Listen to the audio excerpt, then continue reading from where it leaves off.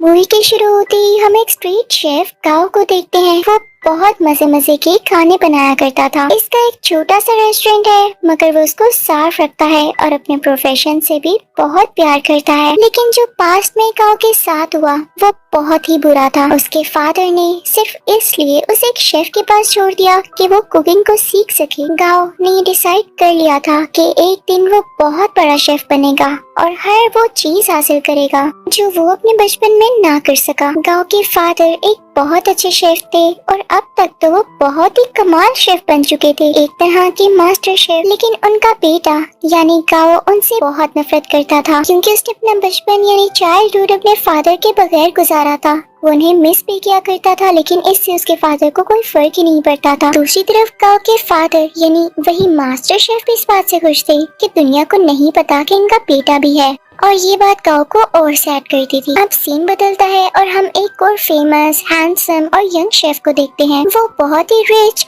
और royal families के लिए खाना बनाया करता था। उसका नाम पोल होता है। पोल का ये ख्वाब था कि वो अपने फादर के लिए अपनी कंट्री में एक रेस्टोरेंट बनाएगा। इसलिए वो अब्रोड को छोड़ते हुए और सब ऑफर्स को मना करते हुए अपनी कंट्री वापस आ जाता है। वहाँ जाकर वो एक फिश सेलर के पास जाता है और कहता है कि मुझे एक बड़ी सी मछली तो दिखाओ। तो फिश सेलर उसे मना कर देता है। अब जैसे ही गाओ उसके पास बड़ी सी मछली लेने आता है तो वो आदमी उसे मछली दे देता है। ये देखकर पॉल को बहुत गुस्सा आता है और वो गाओ को गुस्से से देखता है, जैसे वो उससे जेलस हो कि भाई इसने उसको मछली क्यों दे दी। फिश सेलर जब इन दोनों को गुस्से में देखता है तो वो मछली के 2 टुकड़े कर देता है ताकि इनमें लड़ाई ना हो। लेकिन वो दोनों फिर भी एक दूसरे को गुस्से से घूरते रहते हैं। अब हम पोल के शानदार और बहुत ही प्यारे रेस्टोरेंट को देखते हैं जिसकी आज ओपनिंग होती है। वो बहुत नीट एंड क्लीन एडवांस तरीके से बनाया गया और बहुत ही खुला रेस्टोरेंट होता है। उसको बहुत अच्छे तरीके से डेकोरेट किया होता है। पोल ने जो नया रेस्टोरेंट खोला था वो गांव के रेस्टोरेंट के बिल्कुल सामने था, जिसे देखकर गांव के दोस्त घबरा जाते हैं, क्योंकि ये नया रेस्टोरेंट इन कस्टमर्स का सारा इंटरेस्ट अपनी तरफ करने वाला था और इन सब लोगों को इनसे छीनने वाला था। और जिस बात का डर था वही होता है। सब लोग नए रेस्टोरेंट का टेस्ट चेक करने के लिए उसमें चले जाते हैं। तो गांव के दोस्त गांव को सपोर्ट करने के लिए डिस्काउंट ऑफर की अनाउंसमेंट करते हैं, जो कस्टमर्स को वाकई में अट्रैक्ट करती है, और वो फिर से गांव के रेस्टोरेंट की तरफ चल पड़ते हैं। इस बात से पोल के दोस्तों को बहुत गुस्सा आता है और वो इनसे आके गुस्से से बात करते हैं कि तुम लोगों के साथ मसला क्या है, हमारी सक्सेस तुम लोगों से देखी नहीं जा रही। फिर एट द एंड दोनों पार्टीज में डिसाइड होता है कि क्यों ना एक कंपटीशन रखा जाए और देखा जाए कि किस शेफ के हाथ में ज्यादा टेस्ट है। अब दोनों को जबरदस्ती कंपटीशन में पार्ट लेने के लिए कहा जाता है। पहले तो वो मान नहीं रहे होते, लेकिन जब एक दूसरे को देखते हैं तो पहचान लेते हैं कि इन लोगों का सामना तो उस दिन फिश स्टॉल पर हुआ था। तो ये लोग कंपटीशन के लिए रेडी हो जाते हैं। अब टेबल लग जाता है और उस पर एक बड़ी सी फिश रखी जाती है जिसको इन दोनों ने काटना था। अब सबसे पहले पोल फिश को काटता है और उसके कांटे बहुत स्मूथली और तेजी के साथ निकालने लगता है और उसका ये तरीका सबको बहुत पसंद आता है। अब वो फिश फेंकता है गांव की तरफ। गांव भी फिश को बड़े अच्छे तरीके से काटता है और उसकी स्किन जब सबको दिखाता है तो उस पर जरा सा भी फ्लैश नहीं होता, यानी उस पर जरा सा भी फिश का मीट नहीं लगा होता। तो उसको भी सब बहुत एडमायर करते हैं, यानी दोनों की बराबर तारीफ होती है। अब वहाँ एक चेयरमैन भी होते हैं जो उनसे कहते हैं कि एक इंटरनेशनल कुकिंग कंपटीशन होता है, मुझे लगता है कि तुम दोनों को उसमें पार्ट लेना चाहिए। अब दोनों को प्रूव तो करना था कि इनमें से कौन बेस्ट शेफ है। तो दोनों रेडी हो जाते हैं। अब पोल मीडिया को बताता है कि मैं फ्रांस में कुकिंग करता था और चाइना आकर मैंने फील किया कि अब भी लोग पुराने तरीकों को यूज करके कुकिंग करते हैं। और जाहिर है ये बात वो इनडायरेक्टली गांव को ही कह रहा था और इसे देख के गांव को बहुत गुस्सा आता है। अब वहाँ सबको पता चलता है कि पहले इनका आपस में कंपटीशन होगा। अगर ये लोग उसे जीत जाते हैं तब ये लोग फाइनल तक पहुँच सकेंगे और साथ ही साथ बहुत ही बड़े मास्टर शेफ से मिलने का भी चांस मिलेगा। और ये मास्टर शेफ कोई और नहीं बल्कि गांव के ही फादर थे। उधर गांव के रेस्टोरेंट में पोल की दोस्त आती है और गांव और उसकी दोस्त को रेस्टोरेंट आने का कहती है कि आज का खाना आप हमारी तरफ खाएं। अब वो दोनों यानी गांव और उसकी दोस्त पोल के रेस्टोरेंट तो जाते हैं, लेकिन उनको खाना पोल नहीं बल्कि पोल की वही दोस्त सर्व करती है। देखने में वो खाना तो फ्राइड एग और एक प्लांट पोट की तरह लग रहा था, लेकिन उसका टेस्ट एकदम अलग था। तो ये देख के गांव सोचता है कि वाकई पोल की कुकिंग बहुत एडवांस है। तो वो सीधा किचन में जाता है और उसको गुस्से से कहता है, पोल अपना खाना अच्छा दिखाकर क्या साबित करना चाहते हो? कि तुम बहुत अच्छे कुक हो। तो पोल चुप रहता है और उससे मीट पकाने का कहता है कि चलो देखते हैं कौन ज्यादा अच्छा मीट पका सकता है। गाओ चैलेंज एक्सेप्ट करता है। अब गाओ बहुत ही अच्छे तरीके से वो मीट पकाता है। वो बहुत डिलीशियस लग रहा होता है। अब पोल उसे कहता है कि मैं तुम्हें सेम रेसिपी के साथ ये डिश बनाकर दिखाता हूँ। पोल शुरू करता है और सेम डिश बहुत ही कम टाइम में बना लेता है। जब गाओ उसको स्मेल करता है तो उसे अपनी डिश में और इसकी डिश में कोई फर्क नहीं लग रहा होता। तो वो समझ जाता है कि वाकई इसके पकाने का तरीका बहुत एडवांस है। वो उदास हो जाता है और वहाँ से चला जाता है। अब गाओ को कोई कहता है कि उसे उसके फादर बुला रहे हैं। गाओ अपने फादर के पास जाता है और कहता है कि अब आपने मुझे क्यों बुलाया, जबकि आप ये बात मानते ही नहीं कि मैं आपका बेटा हूँ। तो मास्टर शेफ उसे कहते हैं मैंने ऐसा इसलिए किया ताकि दुनिया ये ना कहे कि तुम मेरे बेटे हो, इसलिए तुम इंटरनेशनल कंपटीशन तक पहुँच सके, बल्कि मैं तो यही चाहता हूँ कि तुम खुद ये करो। तो गाओ कहता है डैड मुझे वैसे भी आपकी सपोर्ट की जरूरत नहीं, जब मुझे आपकी जरूरत थी तब आप मेरे पास नहीं थे। खैर मैं अब ये साबित करके दिखाऊंगा कि मैं वो हासिल कर सकता हूँ जिसकी वजह से आपने मुझे छोड़ा। अब गाओ यहाँ से चला जाता है क्योंकि उसे अपने डैड की किसी भी बात पर यकीन नहीं होता। अब next day international cooking competition होता है। सब प्रिपरेशन की जा चुकी होती है। कॉम्पिटेंट्स यानी पोल और गाओ भी रेडी होते हैं। टाइम स्टार्ट होता है। पोल की कोई स्वीट डिश होती है और गाओ की चिकन डिश। दोनों बहुत मेहनत से अपनी डिशेस तैयार करते हैं। पोल तो टाइम से पहले ही अपनी डिश तैयार कर लेता है, लेकिन उसके बाद गाओ की भी शानदार डिश रेडी हो जाती है। उसने भी टाइम पर अपना दिया गया टास्क पूरा कर लिया था। जजेस और ऑडियंस बहुत इम्प्रेस होते हैं और अब उनकी डिशेस को टेस्ट किया जाता है और दोनों के सेम पॉइंट्स आते हैं क्योंकि जज को उनके खाने में इतना ज्यादा डिफरेंस नहीं लग रहा था, यानी दोनों की डिशेस बहुत मजे की थी। तभी स्टेज पर एक जज आता है और इस कंफ्यूजन को क्लियर करने के लिए कहता है कि नो डाउट दोनों की डिशेस की टेस्ट बहुत आला थे, लेकिन मुझे टाइम मैनेजमेंट पॉल की ज्यादा पसंद आई, इसलिए ये कंपटीशन पॉल ने अपने नाम कर लिया है। पॉल यहाँ पर बहुत ज्यादा खुश हो जाता है। गाओ क्योंकि कंपटीशन हार चुका होता है तो वो बहुत ज्यादा उदास होने की वजह से अपने घर पे नहीं जाता और वीडियो गेम्स खेलने के लिए चल पड़ता है। वो कई दिन तक अपना टाइम यूं ही स्पेंड करता रहता है और एक दिन उसके पास वही शेफ आते हैं जिनके पास उसने अपना बचपन गुजारा और उसी के पास गाओ के डैड उसे छोड़ कर गए थे। वो उसे समझाते हैं कि गाओ देखो, हार जीत तो इंसान की जिंदगी का हिस्सा होती है ना।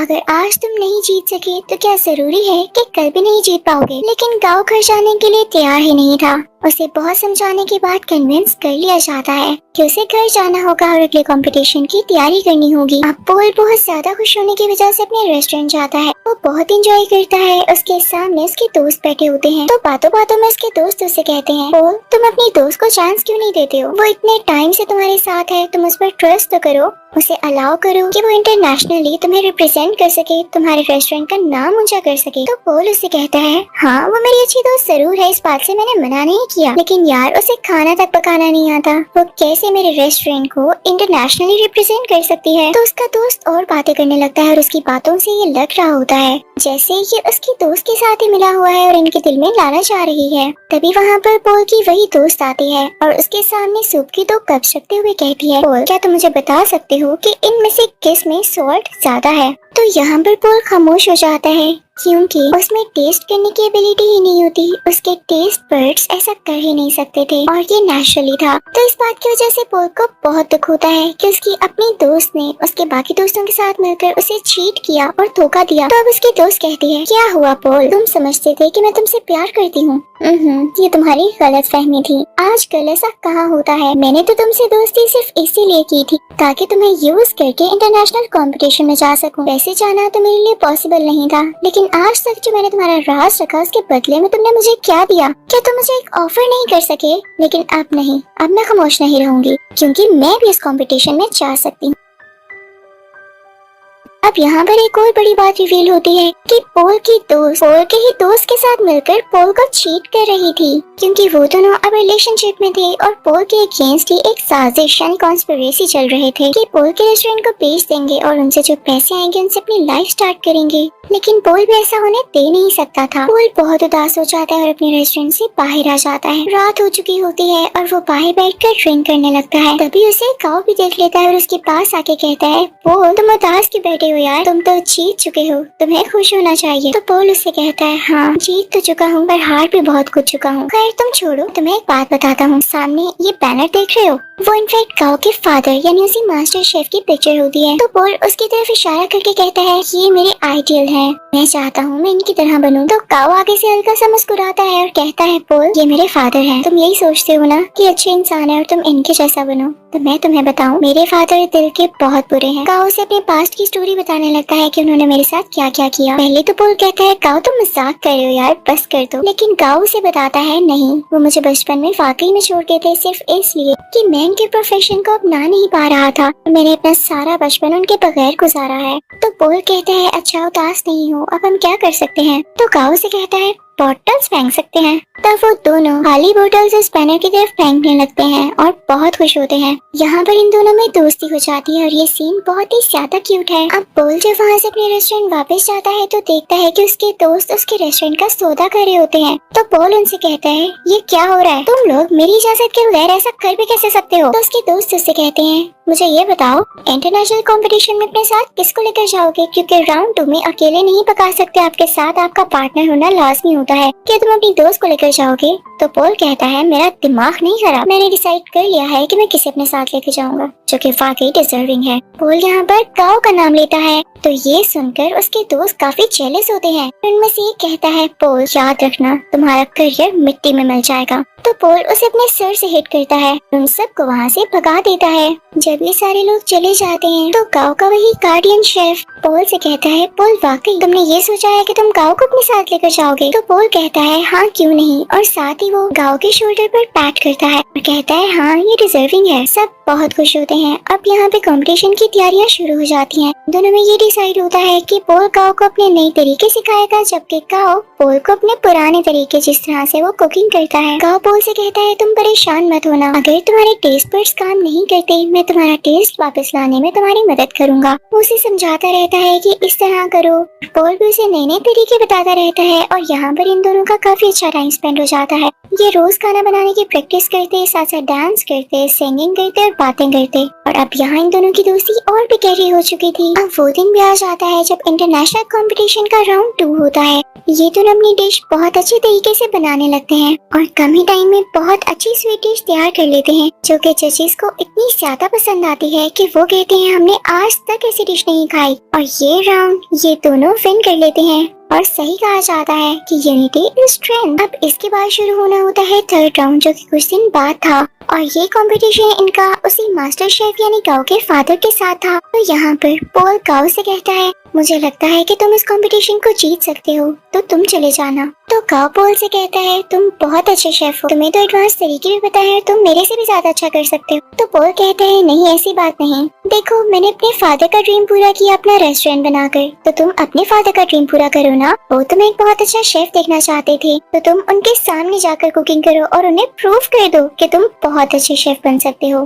तो काओ मान जाता है और पोल का शुक्रिया अदा करता है। अब थर्ड और फाइनल राउंड स्टार्ट हो चुका होता है। दूसरी तरफ मास्टर शेफ भी अपनी डिश बनाने लगता है। अब काओ भी शुरू हो जाता है लेकिन शुरू होने से पहले ही उसे अपने बचपन की कुछ यादें आने लगती हैं जहाँ पर उसके फादर उसे छोड़ गए थे और उसे काफी बच्चे बुली किया करते थे। वो उन्हीं यादों में खो जाता है। उसके फादर आकर उसके मुंह पे पानी गिराते हैं और कहते हैं अपना काम शुरू करो। तो अब यहाँ पर काओ कुछ बनाना शुरू करता है। दूसरी तरफ काओ के फादर यानी वही मास्टर शेफ बहुत ही ज्यादा प्यारी स्वीट डिश बनाते हैं, जैसे फायर लगी हो और उसमें से एक फूल निकल रहा हो। उस फूल का बहुत ही आला टेस्ट होता है, जजेस को ये बहुत ज्यादा पसंद आता है। और जब काओ की बारी होती है कि वो अपनी डिश दिखाएगी उसने क्या बनाया है, तो वो एक बाउल में नूडल्स बनाकर सीधा अपने फादर के पास जाता है और उनको वो प्रेजेंट करता है। मास्टर शेफ उसे टेस्ट करते हैं तो वो नूडल्स उन्हें बहुत अच्छे लगते हैं और ये वही नूडल्स होते हैं जिनकी वजह से काओ को उसके फादर से डांट पड़ी थी कि तुम तो नूडल्स तक नहीं बना सकते। और आज काओ ने इतने मजे के नूडल्स बनाए थे कि उसके फादर उसे खाना ही नहीं छोड़ते